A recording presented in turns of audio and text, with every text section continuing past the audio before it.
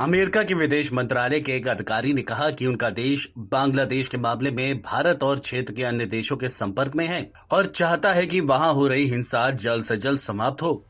अमेरिकी विदेश मंत्रालय के उप प्रवक्ता वेदांत पटेल ने बुधवार को अपने दैनिक संवाददाता सम्मेलन में कहा, हम बांग्लादेश में हिंसा को समाप्त करने, जवाबदेही और कानून के शासन के सम्मान के लिए लगातार प्रयास कर रहे हैं। वह शेख हसीना सरकार को बेदखल किए जाने के बाद बांग्लादेश की स्थिति पर भारत और अमेरिका के बीच संवाद के बारे में एक सवाल का जवाब दे रहे थे। पटेल ने कहा कि हम बांग्लादेश में हाल की घटनाओं पर चर्चा करने के लिए अपने भारतीय भागीदारों के साथ साथ क्षेत्र के अन्य देशों के संपर्क में हैं। पटेल ने आगे कहा कि बांग्लादेश के मुख्य सलाहकार मोहम्मद यूनुस के उस बयान का भी स्वागत किया जिसमें उन्होंने हिंसा को समाप्त करने और शांति बनाए रखने का आह्वान किया है।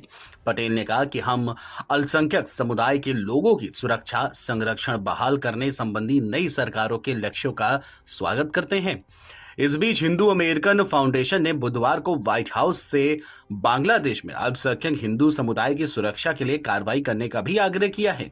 फाउंडेशन ने कहा, ताजा खबरों के अनुसार राष्ट्रपति जो बाइडेन हमलों की लगातार खबरों के बावजूद बांग्लादेशी हिंदुओं की दुर्दशा पर कोई टिप्पणी नहीं कर रहे हैं।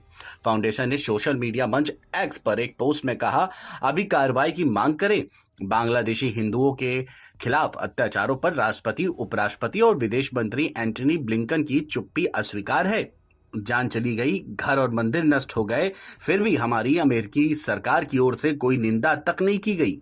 वहीं वाशिंगटन में एनजीओ हिंदू एक्शन ने दावा किया है कि बांग्लादेश के ग्रामीण इलाकों में हिंदुओं को सबसे ज्यादा निशाना बनाया जा रहा है। एनजीओ ने एक्स पर कहा, उनकी दूर दराज की स्थिति उन्हें निशाना बनाने के लिए अधिक छूट और समय देती है। अब जबकि मोहम्मद यूनुस नए कार्यवाहक नेता हैं, तो उपराष्ट्रपति और विदेश मंत्रालय को जमीनी स्तर पर शिक्षा और जागरूकता के लिए काम करना चाहिए, जो ये सुनिश्चित करेगा कि देश के मदरसा पाठ्यक्रम और आम सोच से हिंदू विरोधी धारणा हटे।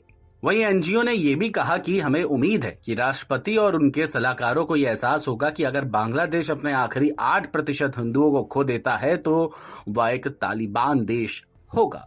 वहीं दूसरी ओर बांग्लादेश की पूर्व पीएम शेख हसीना ने अपने खिलाफ विद्रोह में अमेरिका का हाथ बताया था। भारत में दिए अपने भाषण में शेख हसीना ने कहा कि अगर मैं सेंट मार्टिन द्वीप अमेरिका को दे देती तो आज ऐसा नहीं होता। उन्होंने कहा कि बांग्लादेश की अशांति के लिए अमेरिका भी जिम्मेदार है और मेरे खिलाफ हुए तख्तापलट के लिए भी।